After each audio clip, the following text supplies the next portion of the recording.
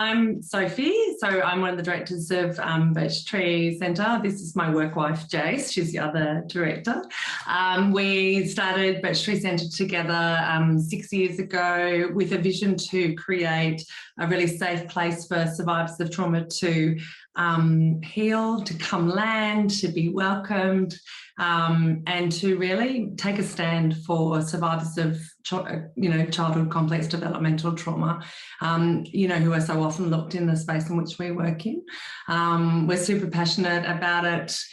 We really recognise, we've actually developed a lot of training because we really recognise that we're both clinical psychologists, and we recognise that really there wasn't a lot of training, well, there was zero training on trauma when we went through masters, and in fact even sort of messages like if you meet someone with a personality disorder, run a mile, so in terms of clinically. So we are really passionate about changing the face of this space and actually doing a really good job of working in this space. And so Polyvagal is one of the really exciting places to kind of be diving into tonight.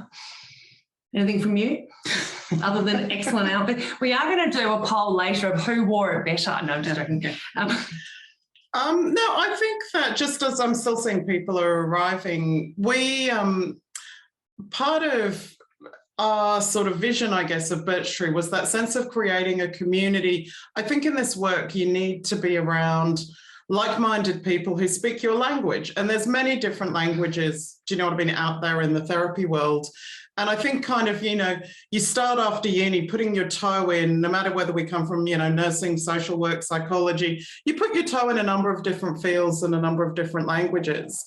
And what we found was there was something for us in terms of our nervous system in working in a place where we all speak sort of a similar language and we're able to connect in that. And then what's been so lovely about the masterclasses or any of the other training is suddenly it's not just the people we see in the corridors, but the community's growing, and there's more people kind of that we're realizing, wow, these people sort of, we all speak it, there's something lovely where you land with each other in a way that you go, oh, this person speaks like I do. We can connect around this. And, that's, I guess, very much in terms of some of what we're going to do tonight, that's a little bit of sort of whether or not we can connect in that social engagement system tonight, hopefully, in a way that lands with you guys. We've always sort of said Birchtree is meant to be a soft place to land for people. And that's very much not just for the clients that we see, but for the colleagues, for everybody, for all of us to be able to land with each other and connect. Beautiful. Well, I might power up our slides. So we've done lots of run-throughs, and of course that means that it'll all go wrong because we actually did lots of run-throughs. You should just sort of do this on the fly. Do we want cameras off? Oh, yeah, thank you. The other thing is we actually are going to record this because there's some people who couldn't be here tonight. And so what we thought we'd do is just obviously keep our camera on, but just ask all of you to make sure you're on mute, which I think you all are because we can't hear you, and also turn your cameras off. But what we're going to do is when we break and ask questions and engage with each other, we will ask you to turn your cameras on again so that we can see your lovely faces and engage with each other. But we just want to, really kind of respect your privacy around not having cameras on while we do the recording in the background, because you're not giving us your permission to record you. So goodbye, lovely faces. We see you all leaving. But yeah, no, we know you're still here with us. Wonderful. Okay, so that lovely photo at the front there, which is in the Wellcome Library of London, is actually the vagus nerve. And it's kind of obviously the dissection of the vagus nerve or the extraction of it. Uh-oh, Jace is driving. You do it. You drive. Okay. Okay. And before we get started, we'd just like to acknowledge the Gadigal people of the Eora Nation, the traditional custodians of the land that we're on, and that Birchtree's on and where we work, and pay our respects to elders, both past, present and emerging. You go. So polyvagal theory, it's interesting. We first came across polyvagal theory, I think it was probably about 8 to 10 years ago. We went to one of the we go every 2 years to the Childhood Foundation Conference. For those of you that haven't been, I would absolutely recommend the Australian Childhood Foundation Conference in Melbourne every 2 years. It's an excellent conference, sort of world leaders arrive. And it's just a lovely place to network. It's a, there's also across the road, there's a DFO. So it's also lovely if you need to regulate. It's a very fun thing. But one of the presenters who was sort of new to the clinical world at that time was Stephen Porges, was out here, and he was running a masterclass, a one-day masterclass on polyvagal theory, which he comes out and he's very open and says, look, my background is I'm an academic, and he began with sort of designing very much more in the animal kingdom, and people who were within the sort of clinical world, people like Peter Levine, Bessel van der Kolk, picked up on, hang on a sec, some of what's in this is actually really applying also to, our clients with trauma. And so they started to sort of liaise a bit, and Porges has since then adapted his work, and he's the kind of founder of this. And then we're going to talk about this. This has kind of gone a lot further than just Porges now, but he's now adapted his work sort of to be around how this actually impacts humans, and in particular, how it impacts humans who are in states of trauma and how we can actually use this and work with this. Just so you know, Deb Dana, who you'll see a bit, has taken, so the Polyvagal Institute, in your book list, you'll see all these kind of links. The Polyvagal Institute was set up by Porges with Deb Dana, and Deb Dana's a social work background who has taken kind of Porges' theory and adapted it for clinical use. So we've done her training, and it's much more, how do you use this in the room? How would we sort of actually, do you know what I mean, work with this as such? So Porges is a bioscientist who kind of, is very interested in evolution, and the polyvagal theory is a theory of evolutionary growth of the nervous system across evolution. He's also got the most ventral face that he has. You know how you look at the face of Santa Claus and he's got that beard and he's smiling? That is exactly what Porges looks like. He's a very smiley man. He's lovely. So polyvagal theory, as an overall, if we're saying, okay, where are we? Where do we begin with this tonight? It's really about looking at how and why clients move from states. How is it that we end up with clients who are in sort of states of sympathetic arousal, which he calls mobilization, sort of on alert, hyper alert, and then also swinging into states of shutdown. And in trauma, we tend to find most of our clients will sit between the two. They really do sort of flick between those two areas. The concept is that the polyvagal theory is very deep pathologizing. So it comes very strongly from that trauma sort of informed place, which says there's nothing actually wrong with you. All of how your system has adapted is to work with whatever threats are perceived that are out there. Your system comes up with whatever is the best way for your autonomic nervous system to adapt in that moment for survival. Now, some of the difficulty with trauma is you can get a bit locked in that, so it may still be reacting as if the trauma was present, because we know that trauma lives in the body as if it were present today. But one of the things I've found, and I guess why we've really gravitated towards this, as to integrate it into some of the way we work here, is the fact that understanding your nervous system absolutely decreases shame. And it's part of understanding our own nervous system, very much like nervous systems are in everybody. Do you know what I mean? Throughout. And it also is around looking, okay, if we're going to start to look at experiences of safety and connection, what does that look like, and how can we actually access that such that it's experienced within our nervous system, not just that, because we've always said at Birchtree, we could have big signs up in the waiting room saying, you are safe. Come on in here, safe place, safe people. But we know that that is not going to be, Deb Dana would say it's not embodied, that people aren't going to walk in here and just see that, oh, great, look at them, they've got the sign up, it clearly means they're safe. It's got to be where we actually, our autonomic nervous system experiences that are safe. And we're going to talk a little bit about that. So this is a quote Deb Dana often uses, very much that there's a voice that doesn't use words and listen. And the idea we're going to be talking about tonight is about the autonomic language and how our subconscious how we can actually tap into that language and make sense of it. Okay, so the autonomic nervous system. Now, this kind of goes back to, I did nursing before I did psychology. I remember sort of having lectures on this back then, but it's starting, for me, it makes much more sense now. The more I've kind of heard about it, the more I go, oh, that's so interesting. All of our lived experience, the autonomic nervous system is at the heart of, no matter what we do and how we engage. And as we start to understand that for ourselves, it's so much easier to be able to tap into that for our clients. And what I would say tonight is, what I hope is that some of this can be about self-reflection, because when you're doing the training, the exercises, it's all about you doing the exercises on yourself and your own nervous system, because it's only through that we can start to find the language to express it to our clients. It's basically our internal surveillance system, which allows us to perceive whether or not we are under threat and basically how we're going to survive. If we didn't have this on board, we would not have survived back from our caveman days. Okay. Yeah. So the autonomic nervous system that we have responds to signals of welcome and warning from 3 different levels. So we've got signals that are sometimes happening. This is that sort of tuning into, am I safe, am I not safe, what's actually happening here.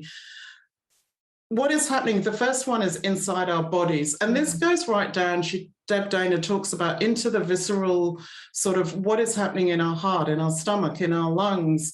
Now, this is happening at some point. Most of this initially is on a very subconscious level. We are unaware that is kind of, we don't tune into that. You don't sit there, I'm sure sitting there right now, you're not going, what's actually happening in my liver today? Or, well, maybe actually someone's been drinking the night before. Things like we can hold tension in our jaw and in our shoulders really clearly without actually being aware that we're doing that, for example. I don't know if you've ever gone for a massage. Don't you love it when they press and go, oh, very tight? Very tight, all very stressed. Very stressed. So that's one level inside our bodies. The next level she talks about that we start to tune into as we start tuning into our autonomic nervous system is in the environment around us. And that starts off with from the immediate environment. Literally, it can be down to the chair that we're sitting on. Then it might be into kind of the room that you're in and starting to tune in. And then it can also be in the environment, like Paul just has talked quite a bit about the world, the COVID environment. How do we, how is our autonomic nervous system reacting to the kind of world that is around us at the moment with COVID? One of the things that was quite interesting he talked about is our autonomic nervous system. If you're listening or sort of watching a lot of the news at the moment, he was saying the facial features, so the newsreaders at the moment are delivering a lot of bad news. And so there's constant facial cues around us of threat, of the message of threat, but also he was saying that they've done some studies where they're looking at the faces of the newsreaders as they're constantly living with this many cases and this many this, and that there's just cues all day of people being under extreme stress and threat. That this is when we talk about there's a language. Our autonomic nervous system is picking up on that, even though we're not conscious that that is what's happening at that time. And then the third one is in the relationships between us. So what is happening sort of in our autonomic nervous system? In the nervous system, the space between 2 nervous systems. So say here, it's kind of like, okay, what am I feeling sitting here right next to Sophie? Like I might punch her. She tells me I'll wait, but I nearly punched her the whole time. But, how does that feel? And then if you're thinking about it in the terms of it being in the room, how does it feel? What's your autonomic nervous system telling you about kind of, the space between you and the client in the room in terms of very much a kind of nervous system level? So then once you've gone through all this, and this is sort of just the beginning of starting to bring a consciousness to what's actually happening below, it's one of the things that can be helpful, both when you're working with someone and also for ourselves, is picking, okay, let me think of what is one signal of safety from each of these? So a signal of safety that I can tune into within my body and, or in the environment around, in the sort of space in our relationship. Also, what is the signal of threat? And then just kind of identifying them and noticing them. It's that we want to get a much clearer sense and bring into consciousness all of what's happening sort of here and around us. And so that's the kind of beginning of let's tune in. Why are we working at the level of the autonomic nervous system? This is from, by the way, Sarah B. Coaching. Sarah Baldwin was one of the trainers with Deb Dana in the Deb Dana training we did in Polyvagal. She has an Instagram account and a website called Sarah B. Coaching, and the whole thing is Polyvagal. We've got a lot of our clients now sort of following her. And it's actually really helpful stuff. She does little videos. She's fantastic. She's really kind of lives it, you know, in a very, and she puts it into really simple language that can be really helpful. So one of the things she talks about is, why do we want to work at the level of autonomic nervous system? I mean, unis train us really to go at the story level or behavior level is pretty much, unis will tend to start on a top-down approach.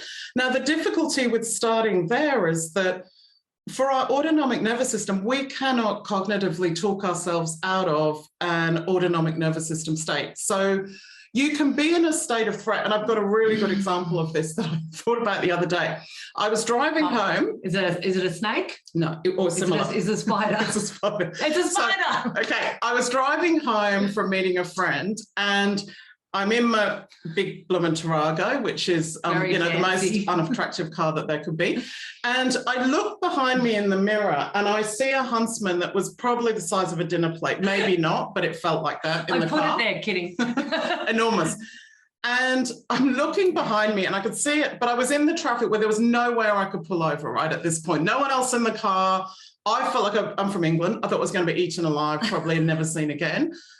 And I could feel, but it was interesting. It was during the time we were doing the polyvagal training, and I knew, okay, this is full-blown sympathetic. Like, I am literally, my heart is, you know, going a million miles an hour. I could hardly breathe. I was consciously, the only thing I was trying to do was, because I couldn't, because the cider is going to eat me very soon, that I was trying to talk myself out of it. I was kind of going, Jace, you are safe. No huntsman, as far as I know, has ever killed anyone. You are okay. You'll be safe. Nothing I said was going to let my nervous system settle at that point in time until I started. I actually rang a friend who's done the polyvagal training as well. And I said, she didn't ring me because I would have laughed. She would have laughed at me. I said, what do I do? And she's like, talk me through breathing and calming. And at that point, it was interesting because it was only as I started to do it on the somatic level, and that's what this is about. It's only when you intervene there that you can actually start to alter both what's below, because we want to go down to actually start to explore our perception and neuroception, but also in altering at that autonomic nervous system state level, I was able to, through that, actually go up and alter a little bit of how I was feeling and even my behavior, which was looking quite odd if you'd looked in that car, let me tell you. So that's my story. And I am alive to tell the tale. Yeah, she could have been the first person to be killed by a huntsman. Okay. So the polyvagal, I've got my glasses here at the ready because I've got old lady eyes happening at the moment. So the polyvagal theory is basically drives the sympathetic and the parasympathetic nervous system.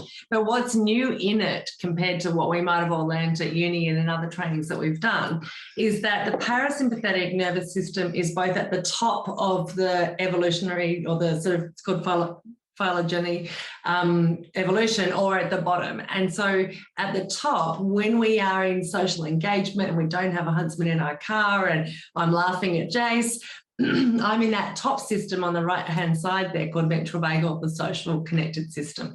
And that the vagus nerve in that system is connected to all of my facial features. Most importantly, it's connected to my orbicularis oculi, which is the nerve which makes our eyebrows go up and down, and we express most of our emotions with our eyes in that eyebrow kind of region. It's connected to my middle ear muscles. It's connected down into my pharynx, which is your throat, and my larynx, which is my vocal cords. And it's then connected into my heart, and then it's connected into my lungs, or all of our lungs. Now, we cue social engagement, we cue we're safe by smiling and having a soft face, or we cue we're cross by changing our face. in the sympathetic nervous system, we've got the vagus nerve that really runs kind of your heart and lungs, and that's to get you going into fight or flight. For those who sort of, that language might be some language that's really familiar for you. And then when we can't run away or flee, we go down into the parasympathetic, and we'll explain this more broadly, but we go back down, and then we're down in our parasympathetic nervous system, and that's very much connected down to our lower guts, and it's really called subdiaphragmatic area.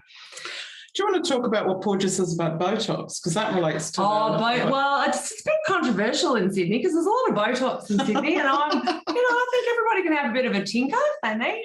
Porgia says, the last thing I read, which was the conference last weekend, he was slamming Botox because with Botox, you actually immobilise the orbicularis oculi, and so then you're relying on the much smaller nerves around your eyes here to signal safety and danger. And so if you immobilise that, and a lot of Botox specialists, because I watched this in people, a lot of Botox specialists are now immobilising from here up rather than the eyebrow region, because we're losing facial expression. And when we see a flat face, you guys, some of you might remember the still face experiment, we actually experience the flat face as very distressing, because the flat face is actually associated with the dorsal vagal, which is this region down here in a frozen, numb, immobilized, non-responsive kind of face. Now, the vagus nerve goes through, or, basically I was saying it's connected. So it's connected to the back of it's the 10th cranial nerve, and our cranial nerves go out and then come back in. And a lot of them aren't connected necessarily via the spinal cord. So it goes from there into our facial region and then down into our guts via our spinal cord. And it's connected to all of our major organs as well. Now, I'll just talk very briefly, let me go back here. One key thing about the vagus nerve is that it's myelinated, and myelination is the fatty tissue that wraps around a nerve to make the message go quickly from one nerve cell to another. And so it's a little bit like, I always think about it like insulating, electrical wires so that the electricity goes through quicker. And so it's myelinated to the bottom of our diaphragm, so that when we are at high danger, we've got an incredibly quick response to do fight or flight. So we don't want cognition at that point. We want a very quick fight or flight. And so it's myelinated down to there. And then in terms of the below diaphragm area, it's unmyelinated, and so that's a slower message. And so our gut region is actually it's still very responsive to threat, but it tends to be a delayed response compared to, say, our heart suddenly racing when a car's coming speeding towards us, or when there's a predator on the course. So that's like, you can have sort of a big upset, or have, say, something go down at work that, leaves you feeling horrible, and you end up with a stomach upset sort of a little bit later that day. That's that delayed response where it lands there, but not immediately. And that's something our clients get quite a lot. Yeah. If you tend to find those delayed kind of responses around the gut. So neuroception is a term that Porgia's coined, which is, what he realised is perception is much more, as we showed on that Sarah Baldwin diagram, is the conscious, awareness Perceiving of what's like, you can perceive it. I mean, there was those subjects at uni, God love them, cognition and perception. The upside down faces. Yes. But neuroception is the subconscious awareness. So neuroception is happening all the time and we are not aware of it. And it's essentially where our amygdala is tuning in, going, am I safe? Am I not safe? Am I safe? Am I not safe? And based on the response that comes through that, our autonomic nervous system adapts. And so if it determines, okay, I'm safe, then it means it can adapt and I can engage socially, enjoy, connect, and focus on what's actually happening around. But at the same point, if the neuroception tells me, no, I'm not safe, there's a threat, the first place I'll go, and we'll talk about this in a minute, is the sympathetic nervous system. And if that doesn't solve the problem around the threat, then I will drop into the dorsal nervous system. So his quote is, neuroception represents a neural process that enables humans and other mammals to engage in social behaviours. It's what allows us to know I'm safe here to meet and connect, because of the fact that I have determined that in this environment, I'm safe to do that. Now, one of the difficulties is So if there is a neuroceptive match, and now this means that I am able to pretty accurately take in the cues. So I can sit here and kind of have a sense of what's happening all around me, do you know, in the room and in the bigger sense of this, say, building. And I can feel, I feel that I'm sort of this, kind of tuning it all in, I'm pretty safe. Then what happens is I'm able to kind of, this is based on how things are at the moment. The difficulty is if there's, say, for some of our clients, there may be, for example, say the cue of being in a room alone with someone with the door shut, for example. There may be a set time when neuroception, if the door shuts, you go and you're in therapy. Now, objectively, that is a safe situation. Objectively, nothing is going to happen in that situation. However, if that parallels clearly to past experiences, neuroception's got a bit of a database, and the database is pinging big time, going, this is not safe, this is not safe, this is not safe. Then the difficulty comes that people have an inability to calm the defense systems when you are in a safe environment. So your client walks in the room, as we said, you could have had big posters up saying you're safe. That doesn't mean the nervous system feels it. The other problem is at times there'll be an inability to actually activate defense systems when you are in a risk environment. And so there can be that misjudging sometimes that actually this feels quite safe. And most of us would have had clients who go and engage in certain behaviors that objectively are actually pretty unsafe and pretty risky. But the neuroception's not pinging enough to go, no, that's actually, there's not that sort of autonomic response that would determine probably I'm not going to be doing that at this point.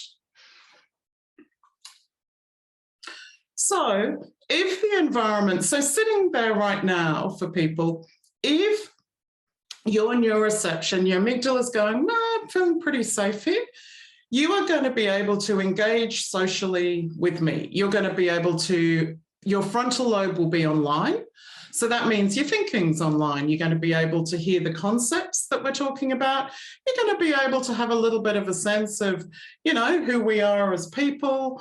If you have trauma stories there, there'll be much more of your own trauma stories. They'll be in the background. I think we've got, if you go down here, no, okay, it's coming up. So you'll be able to take in new information. If, however, your amygdala is starting to fire and say, I'm not feeling safe, I'm not feeling safe, there will be sort of probably one of a few different ways that your autonomic nervous system will respond. Either you'll be just wanting to get out of here. Now, that may be that you kind of drift off, do you know what I mean? Or it may be you just start actually going, I'm just going to leave this on over this. Or you might start scrolling, looking for something to buy for Christmas. You might do. You also might start to get really irritated. So it can be when we're in a state of sympathetic, I know for me, it can just be with people just irritate you. Concepts irritate you. The whole Zoom might irritate you. Yeah. That could be happening. The way we speak. Our clothes could be very irritating. Our hair, although it does look a lot better than it did 2 weeks ago. Now, if your neuroception then is saying, so the amygdala is now going, this actually feels like life threat. This feels not just like I'm in danger. This is absolute life threat. At that point, our nervous system goes into the only option available to me is total shutdown. And that can look like either literal kind of shutdown. I'm sure we've fainting, passing out. Or it can look like dissociation. So I just totally shut down and leave what is going on at this point in time. So neuroception is a rapid, unconscious detection of threat and safety. And as Jace was talking, I was thinking about a clinician who really is very specific with her language when she uses polyvagal with clients. And she'll say something like, so you had a neuroception of threat. What was your nervous system doing? You had a neuroception of threat. So she really brings that into the room to help her clients understand that there's this this neuroception, there's this moment of which this situation has been determined as dangerous, because so often we can be irritable but not really understand that we're having a neuroception of threat or danger. Essentially, we pick up on danger not really via verbal, not via verbal at all, but really all the non-verbal signals that people put out. So it's more things to do like with our posture, our tone, our movements, our speed, the environment, the way people look. And all of this information gets shunted to the amygdala for a really rapid assessment of safety and threat. And these sort of stats, I love my stats, these stats really illustrate how quick this process is. So we can have a neuroception of danger in less than 50 milliseconds, which is like 6 times less how long it takes us to form a clear image of someone's actual face. So if we get the information of sound that suggests danger, we'll be in a neuroception of danger well before we've realised who that person is. And most of our non-verbal signals, again, you know, we can actually perceive danger quicker than we can make out what the words are that somebody's saying as well. So this is a super quick space, and it needs to be, because we've evolved from the people who perceive threat very quickly and got the hell out of the way of the saber-toothed tiger.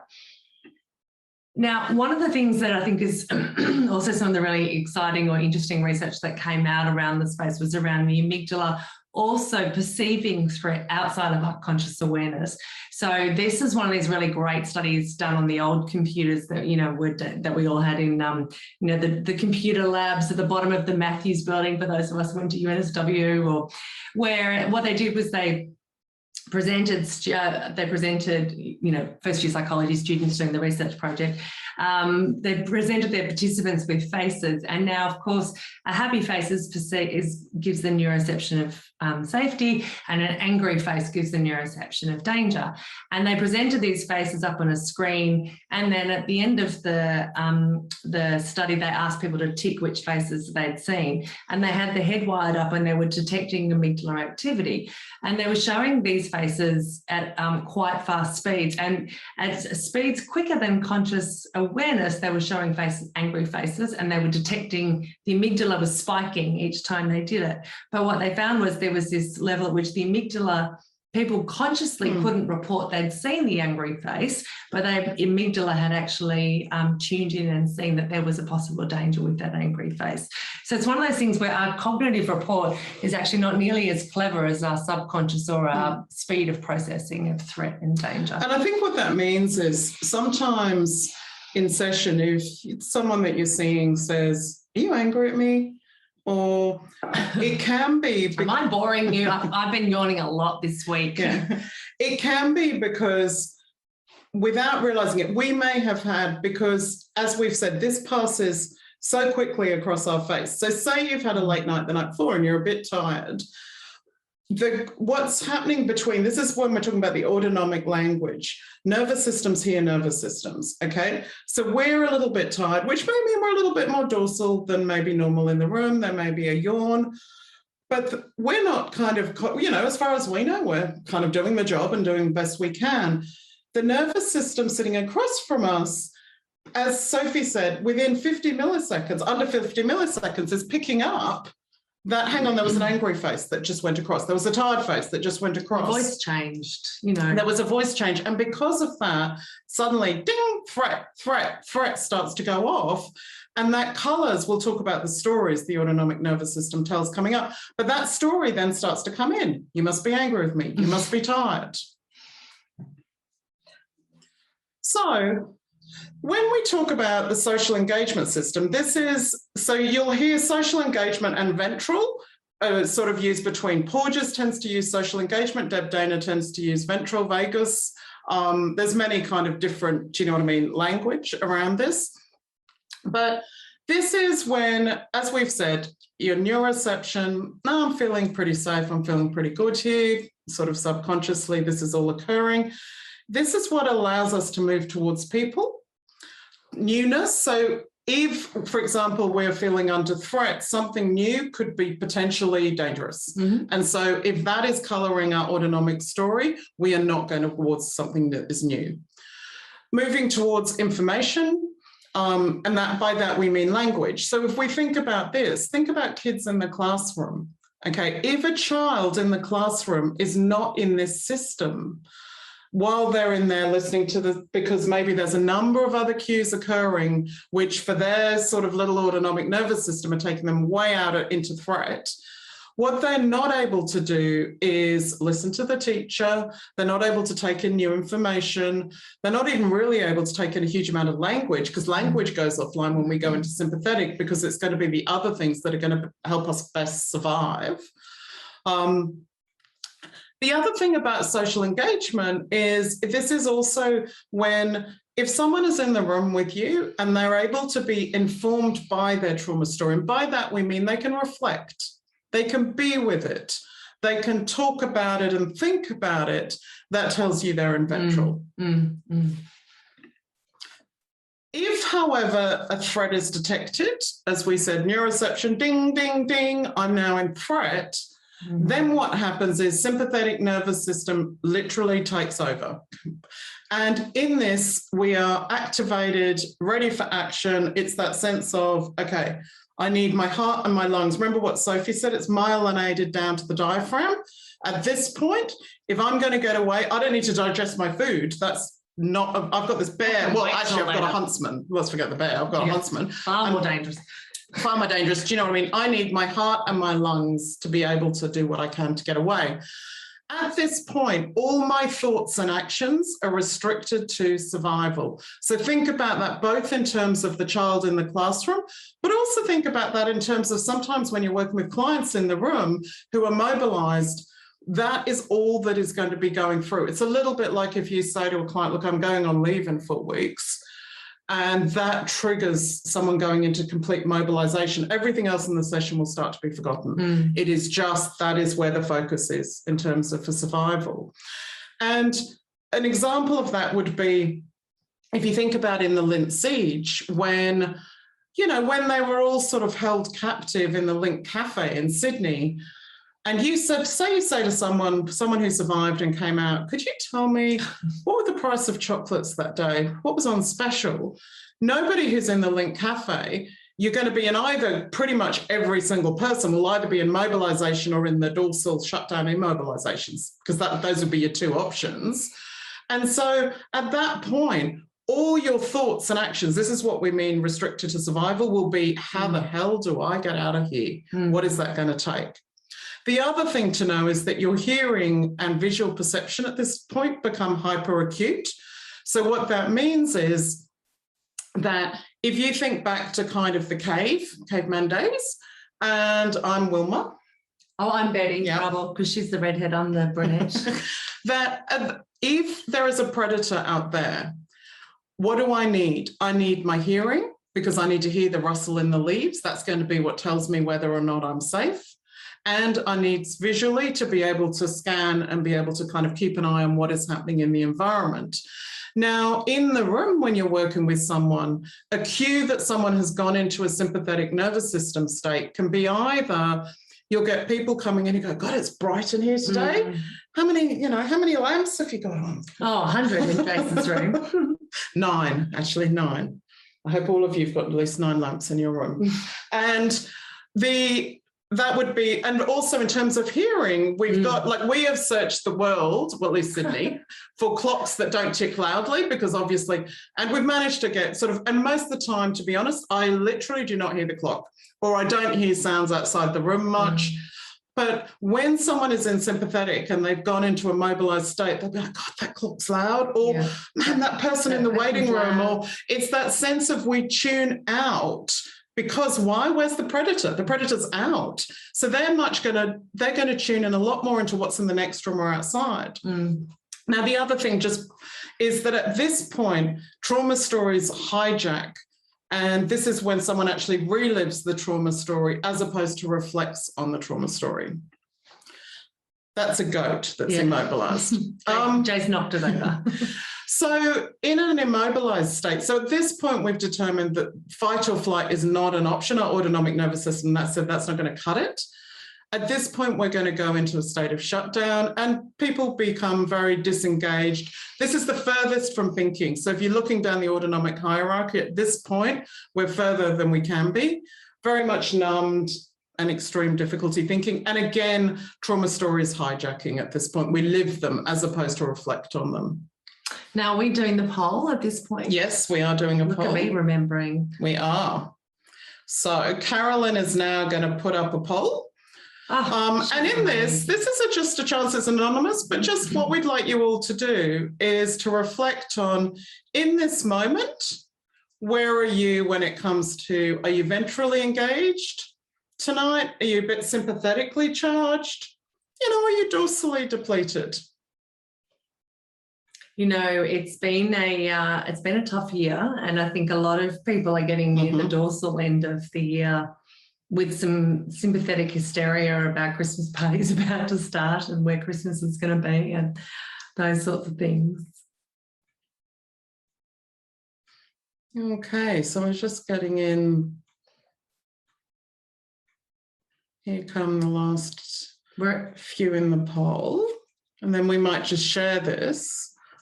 And, you know, I'd say this is probably pretty accurate of where people are. Okay, Carolyn, we might share. Share as well. Oh, she's sharing. Yeah, okay. You know, and so I guess what that tells us is about half the people are still feeling quite ventrally engaged with the material and able to be, you know, people, we've got sort of quarter being sympathetically charged. You know, maybe there's been something that may have happened today, that it can be something that's in the moment, but also we can still hold some sympathetic charge sometimes from the day. You know, and then as Sophie said, I think for a lot of us, one of the strong autonomic stories at this point in the year, especially in a COVID year, is dorsally depleted. Okay. Now, here's your favourite picture. I love this picture. Sophie has laminated this for every room at Birchtree. Yeah, it's and then it's on every toilet door, and it's in Jason's. No, I'm just kidding. I really like this because this is a picture I can kind of give a client who's never heard of polyvagal before, and we can talk our way through it to get their state at that moment. And I like the colours as well because it gives us some language about, you know, when you're in the red, we want to be getting into the green. And I did this with a couple, one of my clients, she dissociates. She got a huge history of trauma and her partner wasn't really understanding her dissociation. And so I shared this with him and we were able to have some language and some, you know, words that identified what was going on for her. And also that when she goes into freeze or she goes into dorsal vagal, he goes into sympathetic because he becomes very frightened. He's perceiving she's having a neuroception of danger, and so he's having a neuroception of danger. And I was explaining to him, get yourself into ventral, and then you can start to invite her to come into ventral in that moment. And I really like that you've got kind of on the right-hand side just the different kind of emergency body states as well. So what will happen to your blood pressure, what will happen to your digestion, what happens to your fuel storage, up in dorsal, and things like your, you know, facial expressions and things like that. So I'm pretty sure this link is in your, is it in the reading list? I'm not sure. You can actually get this. This is online very, very easily to find. You, if you actually go online, you will see this. But we will also laminate it. You too can laminate it. But we will send out the link. It's easy for us to do. Perfect. Okay, so at all times, the autonomic nervous system there's competing needs. We've got the drive within us, which is a biological drive to connect. We are pack animals at heart. We survived, you know, as Porges says, we only have survived from caveman days, not because one of us was ever able to overcome the kind of bear and the tiger, but because we could work as a pack. Humans, you know, feel safe when we're in a pack. And interestingly, threat is detected the minute we are ousted from a pack. So when you think of cyberbullying, you know, that's going to be a sense of threat. If you think about retrenchment from a job, if you think about someone saying they're getting divorced from you, as in you know what I mean, you have no, all of those things, anything that involves us being ousted from the pack is going to put us into survival. So we've got this, on the one hand, this drive to connect and be part of the pack. We've also got, at the other side, this need to, we have to survive, and that will dominate if there is threat detected. Now, we've put this in not to go, and this is a 2-hour masterclass, so this would be more something you'd go and give Jace the hurry in a day or so. But we wanted to flag the fact that these states, it's not always just in ventral, just in, do you know what I mean, dorsal, just in sort of a sympathetic state.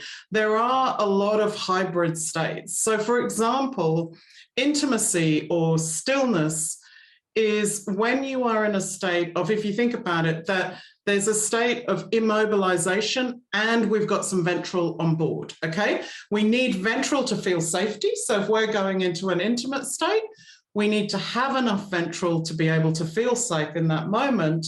But we also need to allow, you know, the dorsal vagal sort of has to be able to come on board to be able to immobilize. That's similar if you think about meditation, sleep. All of those things, stillness, just that sort of point of stillness.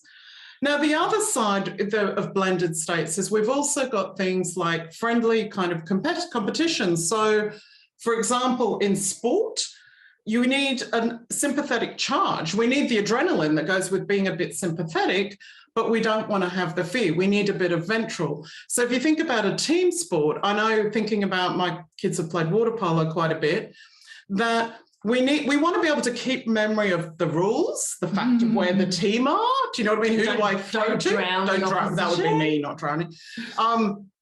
Who's the person bobbing in the corner? That would be me. Save her or don't save her? But we need to be able to do that. But you also need a bit of a competitive grunt. Do you know what I mean? A competitive edge.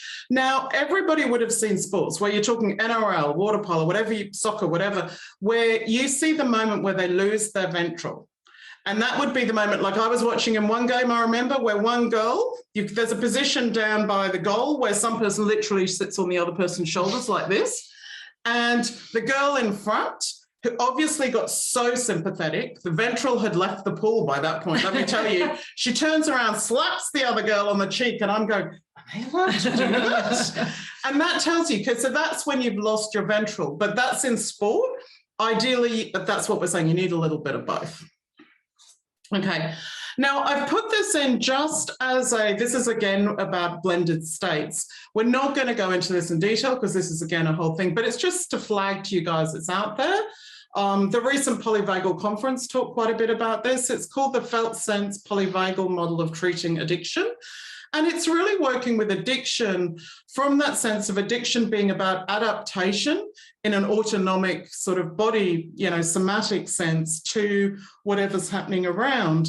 And the 6 Fs, this is the client version sort of sheet that they get handed.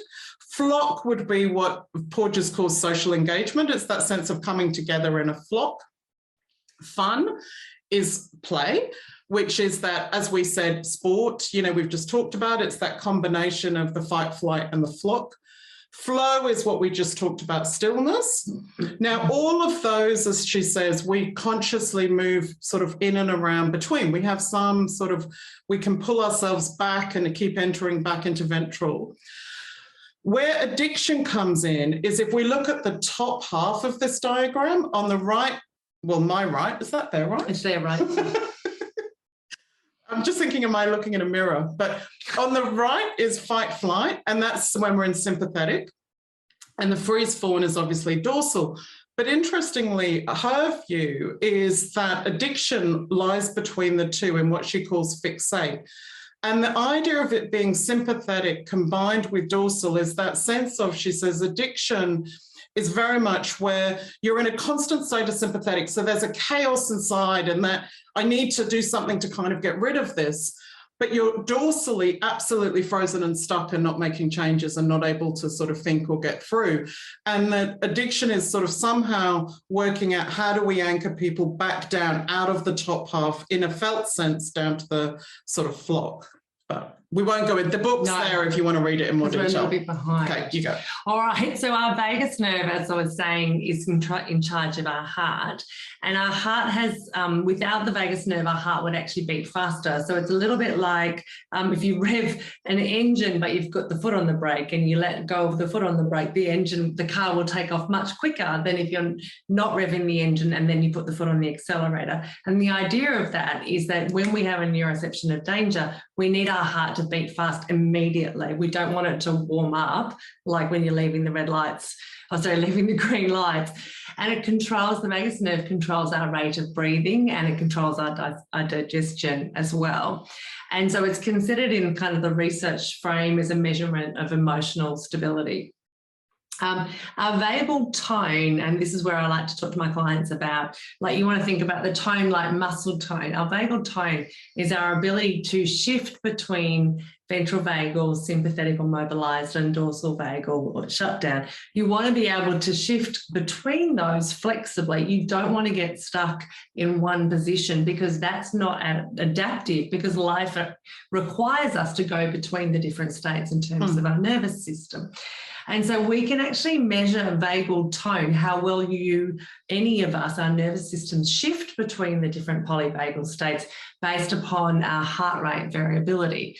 And so like a lot of things, the better the tone, the better the health. And ideally what you want is a heart that can speed up quickly, can slow down quickly, that will move with us as we need it to be, rather than a heart that's constantly beating fast, or a heart that won't beat fast enough. And what we want, so that variability. So sometimes we want quick heartbeats and sometimes we want long or slow heartbeats. And that tends to be, that's the indicator of how well our vagus nerve is toned, and what people are using in the research field to really determine a level of trauma. Now, I'm sort of zooming through this because for some of you, you might be like you might have already dissociated. The heart rate variability is called respiratory sinus arrhythmia. And in terms of the research field, certainly people are starting to use it in the space. I know Mark Dad's at Sydney Uni's bringing it in. And at the moment, and it's measured with an ECG, I'm pretty sure soon we'll be wearing, we'll have wearables that can measure it quite accurately. It's a bit of an imperfect measure. There's a lot of kind of, error in the measurement of it in terms of people's vagal tone. But one of the things that I do is actually, I have a wearable. I actually, Jace has her wearable. We have wearable competitions. No, not really. But one of the things, she always wins the competitions. One of the things that you can do in the room is to, if your client's wearing a wearable and you're sensing they're becoming mobilized, then you can actually say, can we take a check on your heart? Can we take some deep breaths and watch ourselves bring the heart rate down by doing that? Can we do a big sigh together? I think I'm about to explain a polyvagal program, and in that I actually use, I have one of the oximeters as well, and I actually have my client watch their heart rate on that. You can get them on Amazon for like $25. Is this you? This is you. Yeah. So how does the autonomic nervous system create this database? Well, the autonomic nervous system learns about what is safe and what is not in the world, beginning even before birth. So in utero, there's already information going in sort of constantly. The amygdala is already perceiving in utero. And these early experiences are what create those sort of initial habitual response patterns. The good thing, as we're going to talk about, is you can actually change those over time. And this develops what they call your autonomic nervous system home, which is if you think about, okay, you've had the worst day at work you've had for years, like a terrible, terrible day, and you go home. Are you someone who goes into like just a dorsal collapse? I just want to sit, do you know what I mean? Tune everyone out, or do you find that you're sort of frenetically cleaning and going around? That tells you, is your home more likely to be a dorsal state, or is your home more likely under threat to be sort of sympathetic? And we all live somewhere primarily in one of those two at those sort of points. And this is about, there's repeated experiences of sort of co-regulation between mum and baby that will shape the nervous system. If there's a nice, relatively good enough, Winnicottian terms, regulated caregiver able to attune to the baby's needs, then over time, the autonomic nervous system starts to take in the sense that connection is safe, and they can go into ventral, they can just sort of land, in that moment. But if the... Right, so can I go on to... Yep, you can. Good. Oh, no, we've got one more. Okay. So in other words, if the nervous system doesn't, we're going to talk about what happens with that.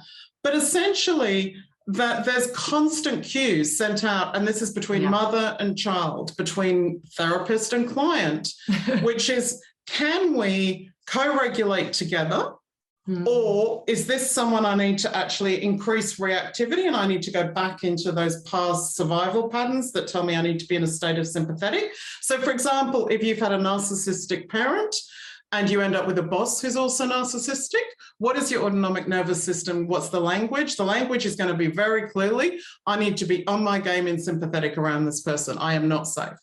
So a classic cue that some of you may, those of you who are parents may remember when when your kids are little, is that these toddlers will go, "Mama," and you go, "Yeah," and that's the whole conversation you're having. But what they're doing is really saying, if there were more words in there, it would be like, "Hey, are you still there? Are you still available?" And the response of yes is, "Oh, okay, I can be safe." That's one of those kind of cueing and that lovely sort of dance that gets done between the two.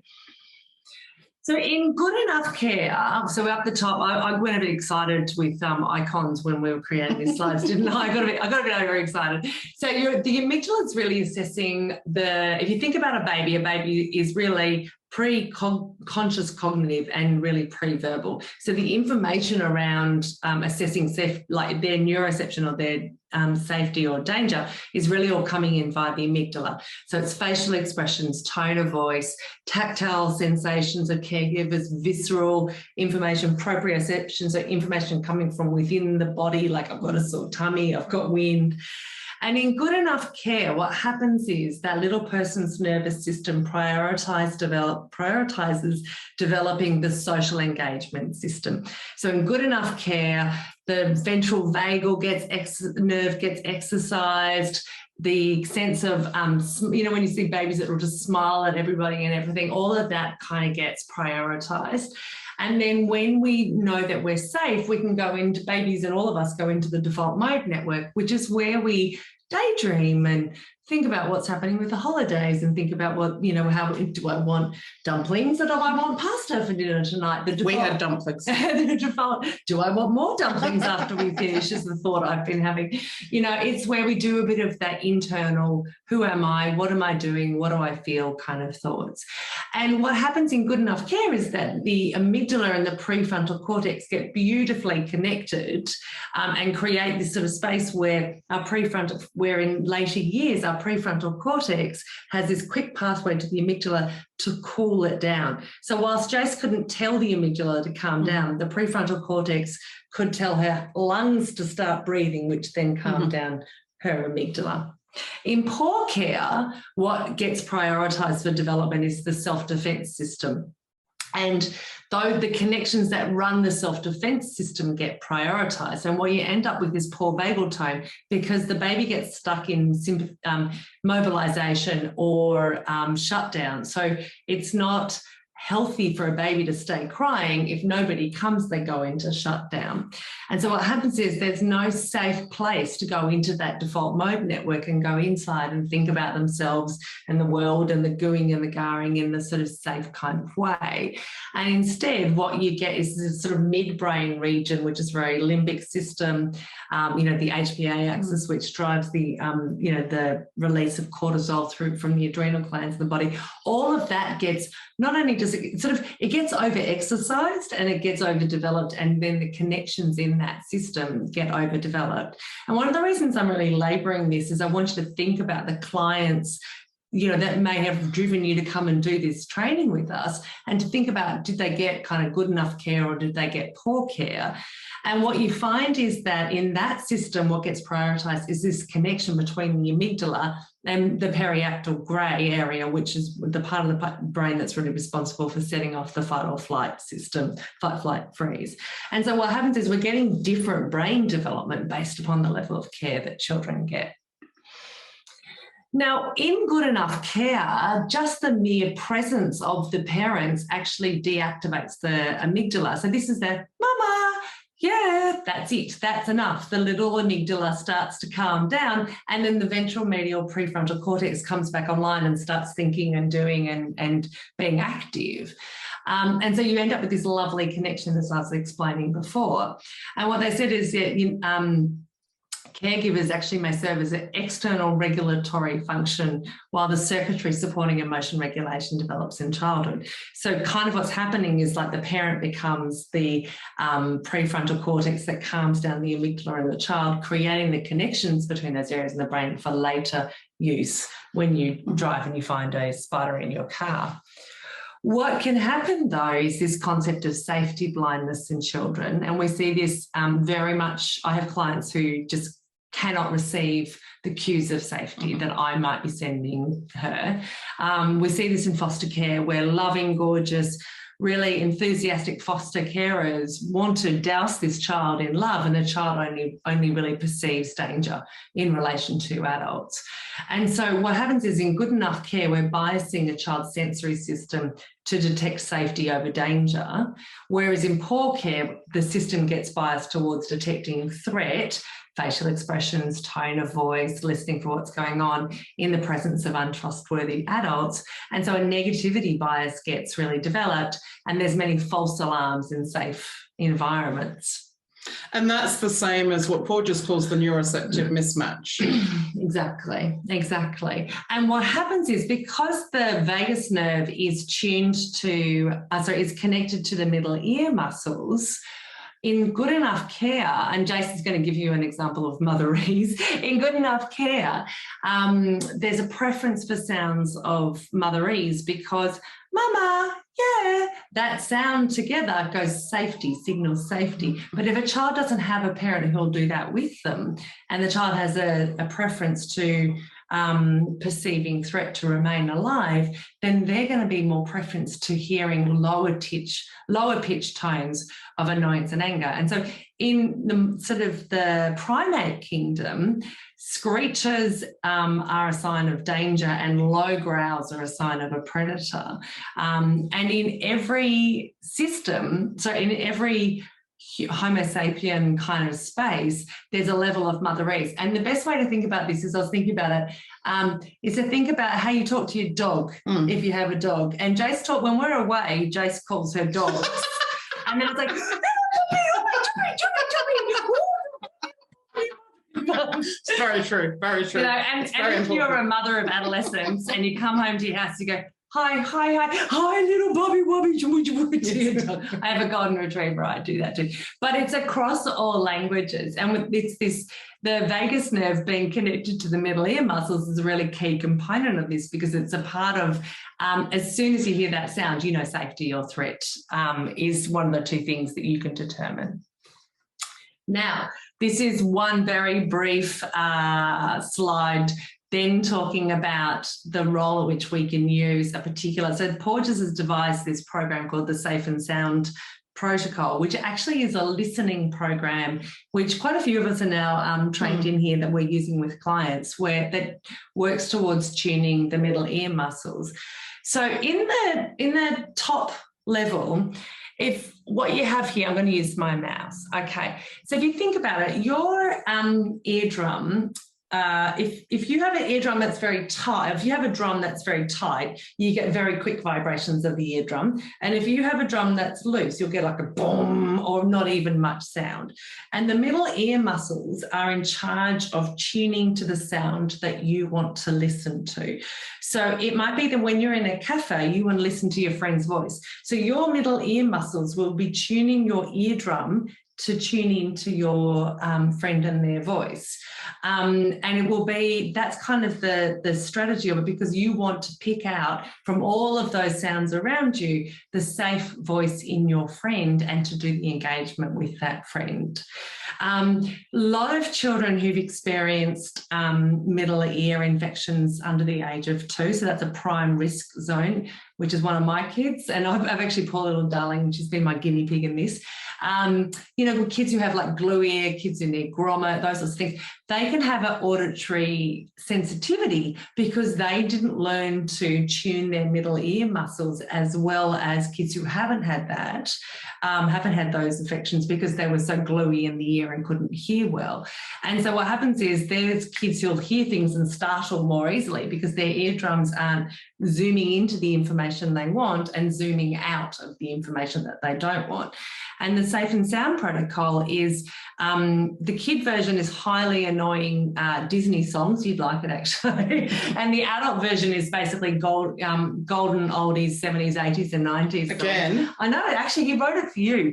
We met Porges. We kind of loved him, but the photo we had together was dreadful. Appalling. Somebody was sitting down, if you've ever had this, took a photo, angling the camera up. Yeah. So it was the 3 of us looking right up. Yeah. It was a terrible 72 photo. Chins between 3 of us.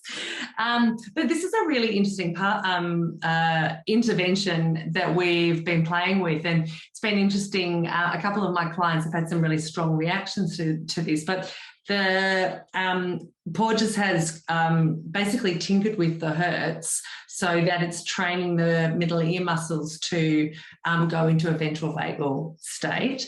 And what's really interesting is that I've had my clients wearing the oximeter and the heart rate monitor while they've been using it. But just to sort of explain that this is such a key part of the whole polyvagal system, and it's a passive pathway intervention. So it's the sort of thing that you can do with your client while you're also doing other clinical work with them as well. It's an adjunct. So this is an example. So this is Sarah Baldwin and how she describes the kind of self-protective autonomic cycles of now bringing in a little bit of, okay, how does trauma impact? So we've talked about how trauma shapes, do you know what I mean, from early on as a child and the autonomic nervous system, you know, and this is her version of how she explains this to clients, which is, you know, the traumatic event occurs. And so neuroception tells us it's dangerous. As we've said, the body goes into a state of overwhelm. So it's that whole Judith Herman, neither escape nor resistance is possible. There's nothing I can do. The autonomic nervous system, this is why it's self-protective system, comes in, goes, don't worry about it. We can take over. We can manage this. Okay, you need to fight. Bang, heart, lungs, here you go.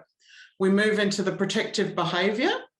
Now, the story that we create, as she said, comes from that. So if we've gone into a state, so when you think about that, what Sophie was talking about around where stories of threat, you know, dominate over sort of stories of protection, or where, as Porges says, there's a neuroceptive mismatch. The difficulty is if we're in a safe situation, but our body has gone into a fight-flight response because it's picked up on us, it's done a neuroceptive mismatch and says we're in threat, then the meaning created that we tell ourselves is that was dangerous. That was a really dangerous situation. And the difficulty with that is, as she said, that then feeds back into further overwhelm. And so you get caught in this sort of cycle. And because it's very hard to engage with, we can't challenge, as we said, and cognitively talk ourselves out of the meaning. It doesn't matter what I said, my body knew I was about to be eaten alive by the huntsman, you know? So close. So close, so close. I still can't believe it. But what happens is, where I can intervene is I need to intervene here, okay, around the state. Behavior. Yeah, that is where if I go in there and start to shift the state, then I create a different meaning, which means I can stop feeding back into the overwhelm in the body and start to, it allows me to have a sense of that I can be the active, her term, which I really like, Sarah Baldwin uses, we want to work to that we are the active operators of our own nervous system, as opposed to being passively controlled by it. So she talks about how neuroception, we've got this database constantly happening in implicit memory, right from as we said, not from the day we're born, right from in pregnancy, our implicit memory is building up this database. If we want to work towards being able to shift, so for many of our clients coming in, who've, as Sophie said earlier, when we talk about Dan Hughes and John Balin, their work, that if your database is full of a lot of implicit memory that said the world's really not a safe place, adults aren't safe, aren't safe, we need to start to build in consciously, filling the database with experiences of safety. So we need to build in, and what they say we need to start to put in, and this is some of where therapy goes, and we need to look at other ways of adding this in as well, is we need to add in experiences of actually being seen, you know, of being, because being seen is part of it creating a sort of ventral experience. I feel, and when we say seen, I don't just mean I see you, I mean I really see you, I get you, I attune to you. We need to build in experiences of vulnerability, experiences of being able to, all of these in the context of safety, of being able to land our vulnerability and feel safe with someone in that vulnerable space. We need to also build in the experience of being able to use our voice, so that instead of being sort of stuck in the kind of frozen, I can't use my voice, that in the experience of safety, I can express myself. And as she said, not just express myself, but I can be heard. And the more we do this, the more our database starts to build, and it allows us in then, as we get more experiences in the database of safety, the great thing is we can start to shift our neuroception away from being locked into threat as the dominant, to being able to start to see the world more through safety. Now, the thing with this as well is one experience of safety can actually outweigh several experiences of threat. So it's not one for one. If we build up enough of this, then that starts to, especially if it's in recent memory, that will start to sort of be the recency effect in a way of what we draw on. So the autonomic demands of trauma, we've talked about shifting from connection to protection, but the trauma stories, the other thing is they're held in pathways that are tuned to, they're easily, if they're quite sort of surface, like as in not processed, they are easily able to be triggered. So our autonomic nervous system doesn't take much. Think about window of tolerance. What we're saying is, for, you know, Janina Fisher talks about your window of tolerance being like a toothpick when you come from an experience of trauma. It doesn't take that much, is what we're saying, for someone to trigger themselves sort of out of that. And gradually what we want, if we can start to expand that window of tolerance, it's going to take longer. And the activation in the present moment, so the trigger in the moment means our nervous system reacts the same way as it would to whatever the autonomic origin was in the past. So if we had a narcissistic parent that, say, used to yell at us and we're at work and that is what's triggered, our nervous system literally goes back into, that's what a flashback is. You know, our nervous system has a flashback and it goes back into as if that was in childhood. So Porges says trauma is a chronic disruption of connection. Trauma stories are carried in states of autonomic dysregulation. I'm moving Jace through quickly now. And the goal is not to always be regulated, because being in ventral the whole time is actually not safe. Like if a bear comes towards you, you want to be able to go into sympathetic. The goal is to be able to have autonomic flexibility, and that when we go out, that we can come back in. This is the ladder. So this is the ladder. So, you know, I kind of, that, you know, the bell curve that I showed you earlier, this is like turned the other way around. So down the ladder and up the ladder is the language that Deb Daney uses, that Sarah B, coaching Sarah Baldwin uses.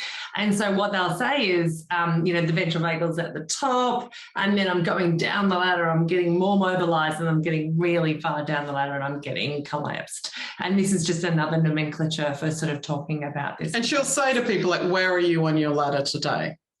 So we're going to run through some of the ladder sort of stuff as well.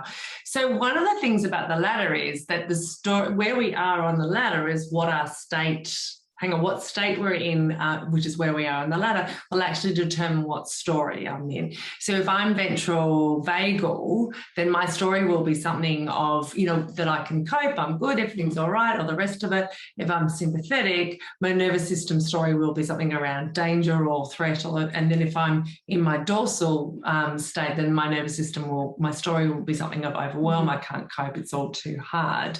And we'll go through some of these examples.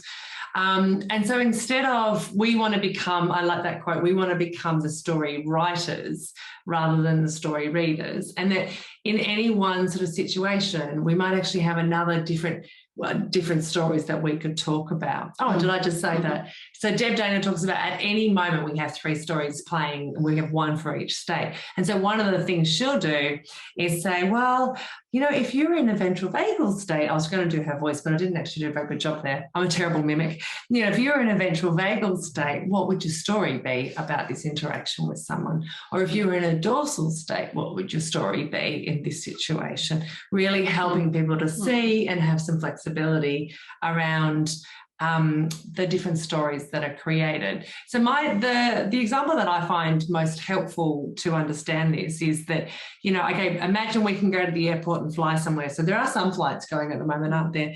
And you're standing in line, and if you're ventral vagal, you're like, woohoo, we're going on holidays, I'm so excited, this is fantastic. And there's like 5 people in front of you, and you're like, it doesn't matter, we've got time, it's all good, you know, I'm just really excited to be. There are shops on the other side of the gate. Yeah. You know, this is so exciting, you've checked everything, you're feeling good, right? And then if you're in a sympathetic nervous system and there's 5 people in front of you to get to your flight, you're like, oh my God, hurry up. Why do I always have to stand behind the old people who can't find their passports? You know, and there'll be some sort of story about pressure. There'll be a story running in that sort of way. And then if you're in line and you're dorsal vagal, it might even be like, oh fuck, we're not even going to, there's my first F-bomb. We're not even going to make it to the flight anyway. I don't know why I bother. You know, there's so bloody, airports are so stressful and difficult. So it's the same event, but it's 3 different stories belonging to 3 different states. And what she often says is listening to your story is not so much about believing kind of like the propaganda in your head, but rather going, wow, listen to me being really shitty at the moment. I must be quite mobilized, you know. Jace thinks Sophie is so irritating at the moment. I must be quite mobilized. It's that sort of understanding your state allows you to not get lost in the story, but to actually go, what do I need to do at the moment to do something about the state that I'm in?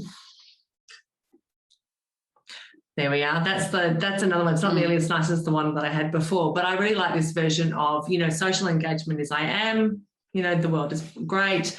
Fight, flight is I can do something about a danger, and then the freeze is I can't. So this is like in terms of there's a safety story, an unsafety, immobilized story, and a life threat story.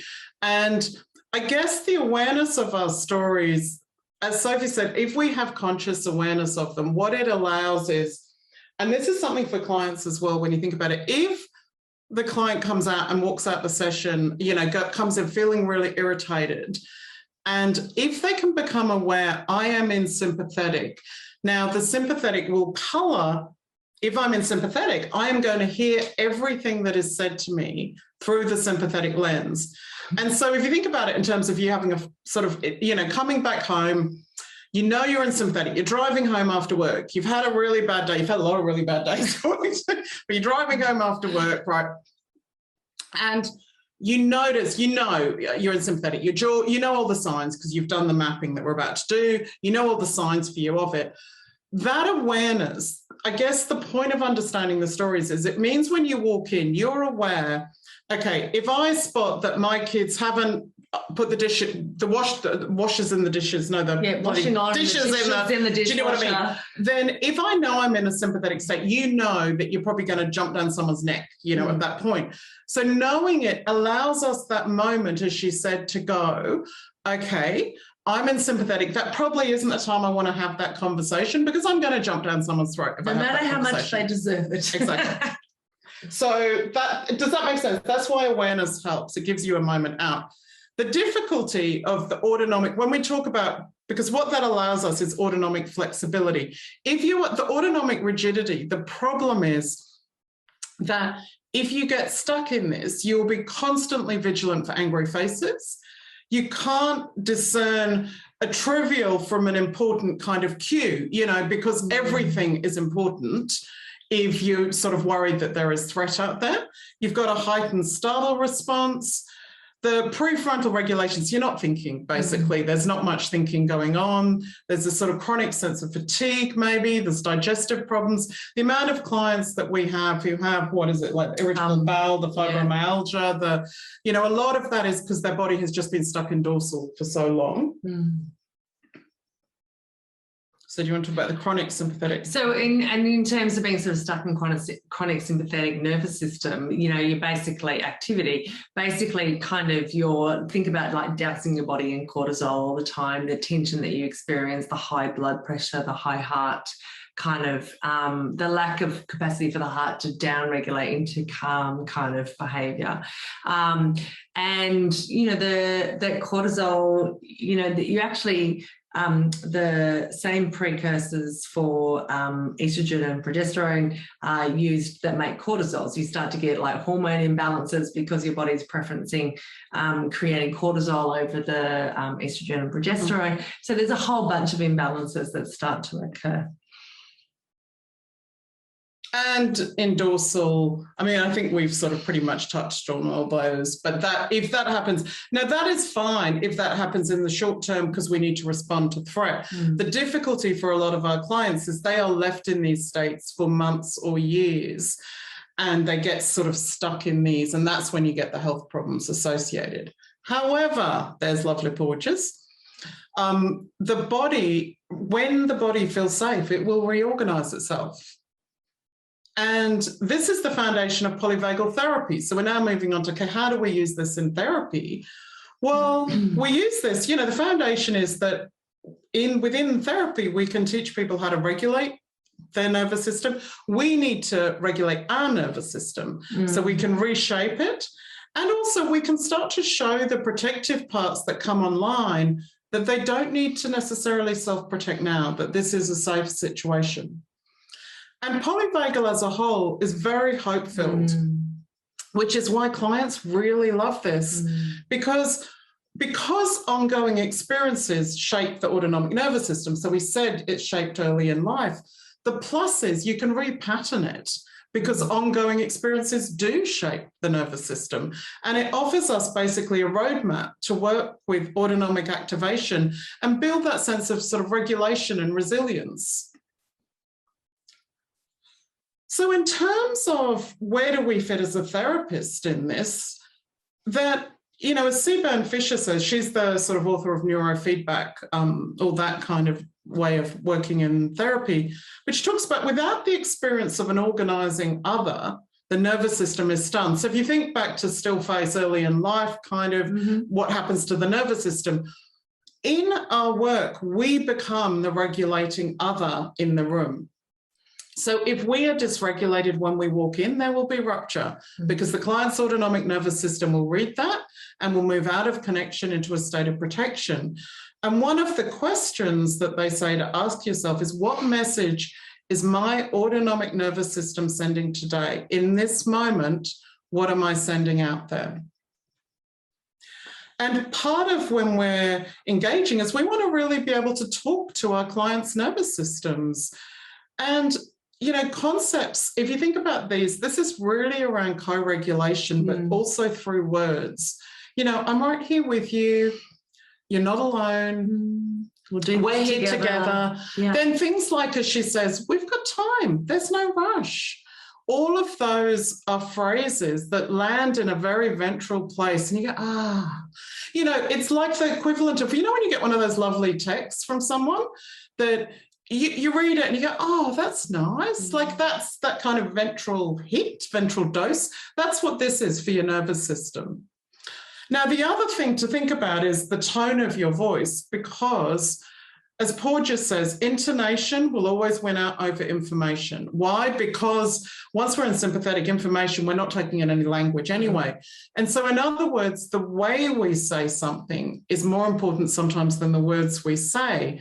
So if you think about the phrase he often uses, I'm sorry. If you go, and I'm sure you've heard teenagers go, I'm sorry, then that doesn't kind of land in a ventral, I really want to connect with you and co-regulate with you type of way. And yet the words itself are, they've said the words that are okay, but that's not. So that's sort of something around that.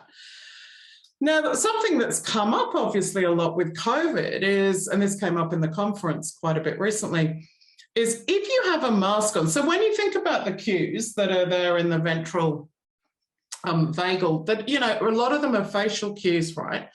Currently, as it shows in those pictures, all we have is the eyes to sort of work off. And so that, you know, as Marilyn Saunders says, who's written a really nice book, by the way, Polyvagal of the Developing Child, but she said, if you have a mask on, all you have is your prosody, your cadence, and your eyes to cue the patient's safety and connection.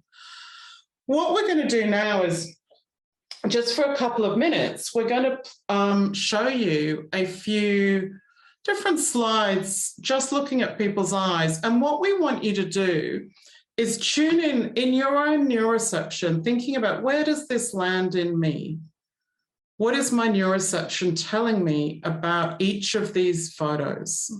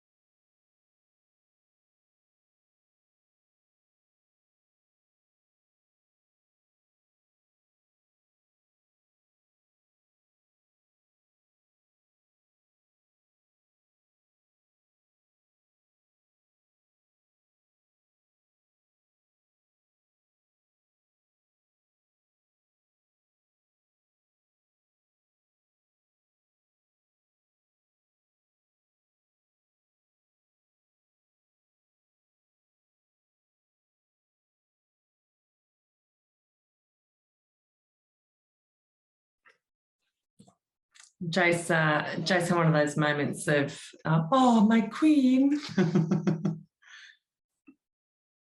Okay, so we're just going to do now just one more poll around, you know, just looking and just having a sort of sense of where did your nervous system go while you were watching that, and also being conscious in it of, you know, how much the eyes tell you. Okay, so we're just putting the poll up now.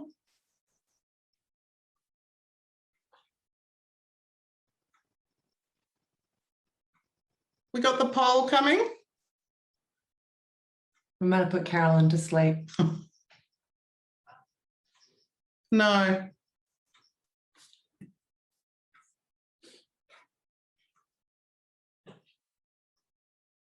That's okay. Let's keep going. Not sure what's happened with that one. Okay. That's okay. We'll keep going. We can miss that poll. Yeah. So in terms of the polyvagal questions, these are questions Deb Dana would sort of pose to clients. Things like, where have you travelled since our last session? Talking about the nervous system, okay? Where are you right now in your ladder, thinking about the autonomic ladder? On average, between when we last met together and now, where's your nervous system been mostly? Things like, how did that land in your system?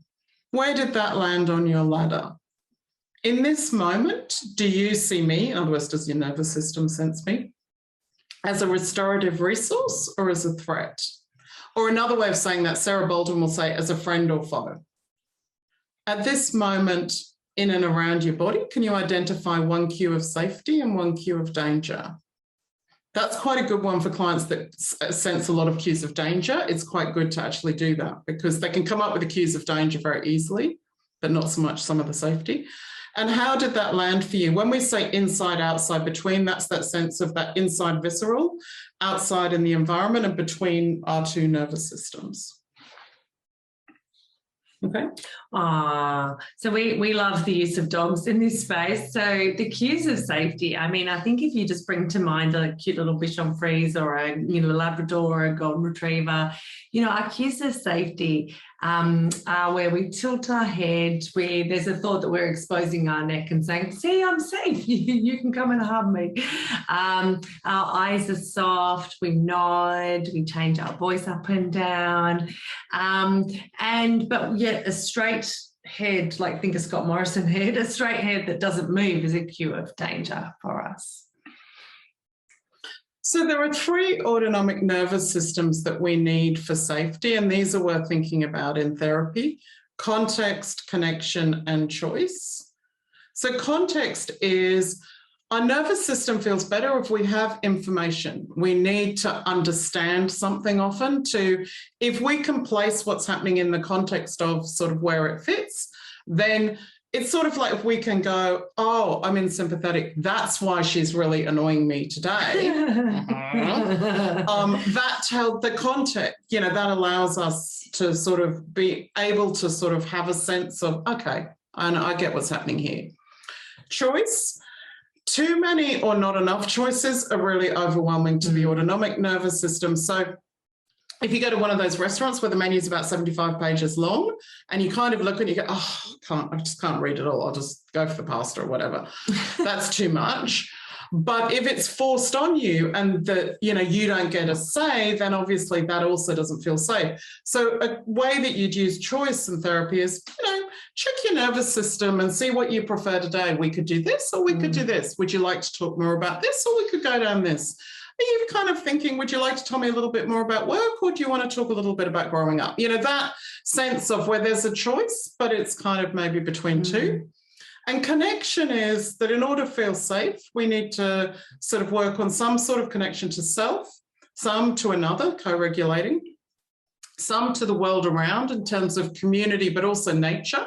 Nature is a very big anchor for a lot of people, and also to spirit, whatever that might look like. So what we're going to do now is, this is an exercise. We're not going to have time, because this is a short masterclass, it's 2 hours. We're not going to have time to in detail do this, but we want you to have a sense of being able to work with a client on mapping your autonomic nervous system. We sort of debated whether we had time to do it at all, and we thought, no, I think it is important you get to have some sense. Everyone will have been sent, you hopefully have printed out. We asked the understanding your autonomic nervous system, and this is literally kind of gives you a little bit of background, but also the language around how that you actually do this. It's like the verbal instructions of how you would say to a client, we're going to map your nervous system and I want you to think about this. So I'm just going to do one section of the nervous system with Sophie because we haven't got sort of time to take through mapping her whole nervous system. But this is a sense, by the way, you always finish with ventral. So whether you start with sympathetic or dorsal, the final is always ventral. We always bring ourselves back to ventral to help ourselves regulate when you do this sort of exercise. And so part of the reason we want to map is the more we understand what is happening in our nervous system, the more we're going to have some capacity for autonomic flexibility and moving around, and the more we make sense to ourselves. Okay, so I'm going to get Sophie to think of a time recently when you felt some mobilizing kind of fight flight energy flooding in your system. And I want you to look at it kind of like it's a movie where it's there, but a little bit distant. We just get a little taste of it. Okay, you don't have to tell me what this is. We just want to bring that into our nervous system. Okay, now I want you to think about what is it when this energy is there? Tell me some of the things that you might think. Oh, shit. Oh, crap. Right. What do I have to do? Oh, my God. So my mind starts to race. And tell me what's happening in your body. So what I know I feel is like a tightness in my throat, a tightness in my chest. You know, if it's a big experience, my heart will start to pound. I can get clammy hands. And tell me about what you're feeling in this moment. Panic, like fear, panic. Okay. What do you do, or what have you got an urge to do? Get active, trying to sort it out. So like move really quickly and do things as quickly as possible. Okay, so notice what happens to your sleep. It's very broken. It's I might fall asleep in like fatigue, but then I'll be awake through through the night. And to your food? Not interested. To alcohol or drugs? Probably wouldn't mind a glass of wine, but it depends on if I've got time to stop and drink a glass of wine. Okay. So it depends on how stressed I might feel. Okay, and so I don't want you to edit as we, what you put on the map, just whatever comes out is absolutely okay. And then we're just going to have a think about from this sympathetic state, there's a couple of phrases I want you to ask, and this tells us the story that the state is telling. So the world is... threatening, dangerous. Okay, and I am? Under the pump, got to keep up, got to keep ahead of it. And so if you have a look, you can also ask, is there a character, this is something Deb Dana does, that kind of sums up when you're in that state? So do you want to talk about your character? Yeah, so I did this with a client. And we had a lovely time, and I'm sharing you my characters, not her characters. But, for me, a ventral vagal, when I'm feeling really ventral vagal, for me, I'm like, if it's a beautiful sunny day and there's birds chirping and all the rest of it, I can feel like one of those kind of Disney characters walking through the woods singing, although I'm a bit more Princess Fiona who makes the bird explode with my terrible singing. But, there's that sense of, everything's light and easy. When the character that came to mind when I did this process was Ripley from Aliens, because she's such a boss, really. And then when I'm feeling really like overwhelmed and shut down and I want to hide, then I'm more like the little girl in Aliens. So that was my characters from that. Okay, so what we're going to do now is put you into breakout groups in pairs, and we'll probably do this for like 10 to 12 minutes. And this will be a chance for you to map each other's autonomic nervous systems and to get a sense of the language. You might not get through all three, but just play around with the language with each other. And so you should be getting an invitation right now to join in breakout rooms. And if there's any troubles, like if the person who you've joined with, isn't able to do it, just pop back in and we can reorganize you into another breakout room. Right, now what we're going to do is we're going to we've got a few more slides, and then what we want to do is open up to questions. At that point, open up to feedback about how that was and questions, but we want to be respectful of time for you all, because to let people who are like, oh my God, I'm done, I need to go, having heard all the kind of content, and maybe they can email us some slides. But so if that's okay with you, we'll kind of keep going through what we've got left, and then we'll have some question time. And just a reminder to put your microphones on mute as well. Okay, do you want to do that? Oh, okay. Jace Lansby slides I've never seen before. I get a bit mobilised. So what we sort of think about is helping our clients understand where their home away from home is. And you talked about that a little bit before, which is when you've had a really, really crap day and you arrive home, do you like, you know, clean out the pantry and do stuff like that? Or do you kind of like collapse into a heap? And, you know, what's your home away from home when you know you have a sense of danger? And it's really going to be where you went as a child, you know, who sort of what happened for you in your space and where did you have to go to actually really do survival. When I did that mapping your nervous system with a client of mine, we have this sort of, as a kid, she literally would take her dad's suits out into the backyard and set fire to them after he'd been quite horrible and vicious to all of them, and he was quite physically violent. And she would kick the doors in, and, you know, like I was like, right, okay. So we had this metaphor that we would use where in her adult life, if somebody upset her, she would set fire to the relationship. And so we talked about that as a nice sort of way of managing, you know, current revisits from the past of her nervous system. And the reason it's home away from home is the idea is in a ventral sense. Our home is in ventral. That's where we are kind of biologically want to be. But the home away from home is where we've learned how to be in the world. Yeah. Now, this is just, we're not going to go into this in details, but it's something we thought people might be quite interested in. It's another of Sarah Baldwin's kind of pieces of work on this. She works quite a bit with attachment styles and polyvagal. And it's an interesting thing, you know, she talks about, I don't know, we would necessarily categorize, like we don't tend to cut someone in and categorize kind of where they are in attachment styles. But I thought that this is quite an interesting sort of concept of, you know, if someone's an anxious, kind of more of an anxious kind of attachment style, they're obviously more in sympathetic. And what is our work? Our work is more than to be able to kind of self-regulate, not look at the other all the time. Do you know what I mean for the regulation? That, you know, if it's more avoidant, then obviously that makes sense. Your attachment's more of a dorsal, and we need to work on more, how do I not just have to do this all on my own? How can I actually connect?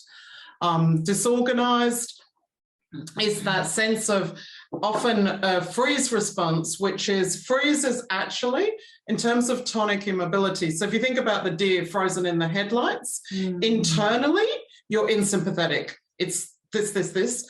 But externally, your body goes into dorsal. And so it's this sense of freeze is very much, tonic immobility is both, it's a blended state.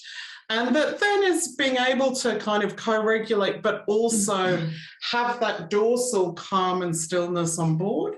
And secure, obviously, you know, hopefully our home is around ventral. Excuse me. Now, the idea of doing the map is that when we've kind of, you know, hopefully, now that will not, we know that the map takes longer than that. And if we had a day-long training, we would have time to really kind of dive in and do this in a lot more detail. But we didn't want you not to have sort of any experience. But it's about, first of all, Deb Dana talks about notice and name. So first we notice where we are on the map. So it might be that idea we talked about driving home, noticing, you know what, I know where physiologically, I know I'm in sympathetic. Naming it, I'm in sympathetic, and turning towards your experience, bringing a sense of curiosity and compassion, which is, if you think about it in terms of the brain, it's that idea of bringing our frontal lobe online to notice it, but also to sort of feel a sense of kind of, okay, interesting. Listen to the story of the state. So what is it telling me? And then being able to come back into some, at least having a foot back in ventral, where we can have some sense of autonomic flexibility. This is a chart that Deb Dana uses. We will actually attach these. I've just realised you haven't got these as a separate attachment, so I will send PDFs, these. Yeah, PDFs. That you can use. But this is something that you can use where, if the idea is that if you look at I can't see your finger. Jay's pointing at the screen. Okay, down the bottom we've got the green time of the day, and up the left-hand column we've got the autonomic ladder. So we've got ventral up here and mobilization in the middle, and then dorsal down the bottom.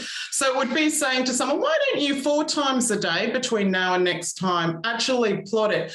Now, this is something that is better. I know Sophie doesn't like paper and a pen, but this is better with paper and pen because it allows you to see. The idea is you start to notice, sometimes people people can have the idea that I'm in sympathetic the whole time, but they don't realize, no, there was a moment in the morning when I had my morning coffee and maybe I did feel a little bit ventral for that moment. And then I came up into sympathetic and then so it's that sense of being able to track and start to bringing awareness over times of day. And you can also do this time of day, but you can alter it, as she said, to kind of days of the week. You can alter it. The idea is it's tracking it over time, however that kind of works for you. I'm sure there is an electronic version, but... Well, interestingly, a lot of our clients will say, no, I'm always sympathetic, won't they? And so doing the tracking just increases that awareness. It also practices in, going inside and look and some introspection as well. Now, just finally, one of the other things, there's a lot more of this we could do, but we thought this one is really helpful, is looking at glimmers, as in what are the things that help us move back into ventral, and triggers, what are the things that actually sort of take us out of ventral. Look at the little cat. Okay, so this is, if you think about the map, this is a map around mapping your activators and glimmers. So an activator is kind of a word that they use instead of trigger, because trigger itself can be kind of triggering. That an activator is anything that takes you as a whole out of a state of ventral. So the nuts and bolts are, okay, tell me what happened. So it could be like, if you look at sympathetic, the nuts and bolts of it is there was a rupture in my relationship, say last night. I'm looking at the top one. The theme is the meaning you create about that event. So the theme is my partner doesn't care, they'll leave, that we create. Now, when you do this with someone, and the other thing you will see on this one, which I really like, is that dorsal isn't just I'm in dorsal. Dorsal goes, say, between 1 and 10.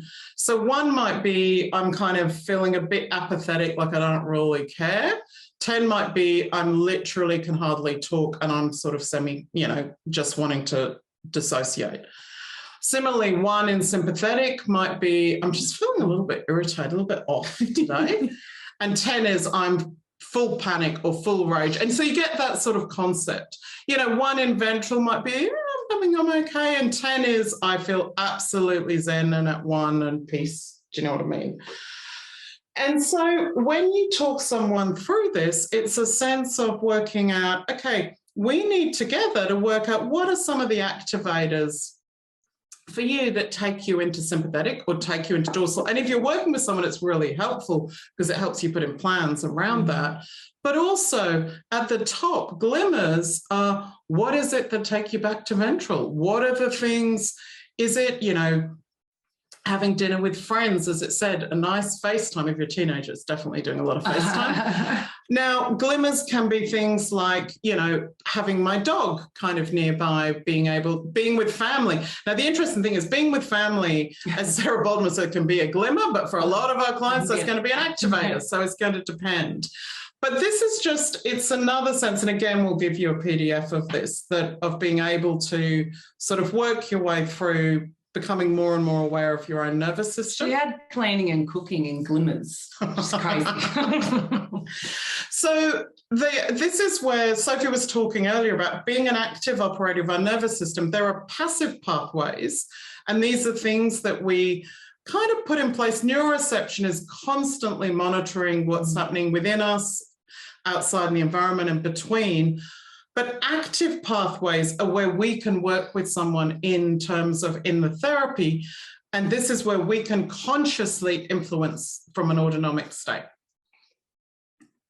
You're doing it all the way to the end, it seems. So ventral bookends, this is the idea. When we talk about glimmers, one of the things that is important is, how sometimes when you're seeing someone, if we want to, they're going to maybe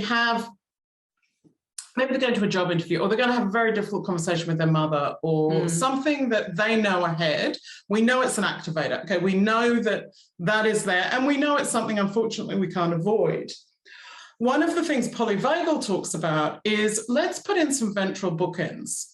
And so before you go, what would be something regulating that you could, what is a glimmer? What can we put in so that we, as much as is possible, at least have a foot in ventral before we go? And then what is there immediately after that we can bookend it with that is also a ventral experience and helps us hopefully anchor back in. And so this is looking at kind of in terms of the resources for regulation, what is there, what can we draw on? What would those ventral bookends look like? You know, are we looking at ventral bookends that are around self-regulation, so things we can do for ourselves? Or are we looking at things that are going to involve other people? Now, ideally, we need a bit of both. And interestingly, they say some of us will be much better at, by virtue of however we've been shaped growing up, we may be very good at self-regulation because that's what we've kind of learned, but we're not so good at drawing on others when we need it. Similarly, other people may be quite good at doing it with someone, but then the problem is what happens if it's the middle of the night or you're at home or the people that you want aren't available or they're at work. We need to have a flexibility to be able to sort of cover a little bit of those. And so again, this is a map. Now, these are just all ones that you can kind of, they're different ways of sort of doing the same thing, but it's that sense of what can I do on my own for each of these? And what can I do with other people? So how does that look? And you can work through that. And again, we will, I promise, attach all these. So you can. So what you might want to do is think about a person. So this literally looks like a photo of my dog on the left-hand side there. So immediately I smile. He's my favourite person in my house. So that's a ventral moment. If you smile. Yeah, I had a ventral moment. You know, a safe place to land. It can be an animal. And so there's the who, and then there's the what. And this makes me smile because Jace loves her pictures, and these boys look like they're about to strip. That made me laugh that Jace put that in. But Jace, I think, is up for some boot scooting if anybody wants. But, you know, what can you do? And so it might be something playful. It might be listening. You know, one of the things when we first opened Birchtree was, remember Miranda Hart had the show Miranda, and we would like recommend that to our clients. It's just sort of silly fun. You know, what can people do that might actually bring that sort of ventral anchor into place? Where could you go? Like, and one of that is really important is like, can you be in nature? And it's really interesting because the left-hand side is where Jace goes to go be in ventral, and the right-hand side, which is water, is where I go to go be in ventral. And, you know, where's your place? And then to talk with your clients about where's their place around that. And then are there particular times of the day where you feel more ventral than others? Like essentially, are you a morning person or an evening person? Is there, you know, is lunchtime your favourite part of the day? Are there moments in the day? I know morning people, of which I am not one, say, oh, the morning is the best time of the day. I do not concur. And this is finally, you know, actual things that clients can do, very active things that clients can do. So we all know, like we've all been teaching belly breathing for quite some time. Even Sesame Street are doing belly breathing. They call it a big monster breath. And, you know, there's things that you can do. And some of these are obviously belly breathing, gargling with water or singing activates the larynx and the pharynx. Foot massage, I'll always accept a foot massage. Cold water face immersion, and there's actually some information around cold water, full body cold water immersion as well.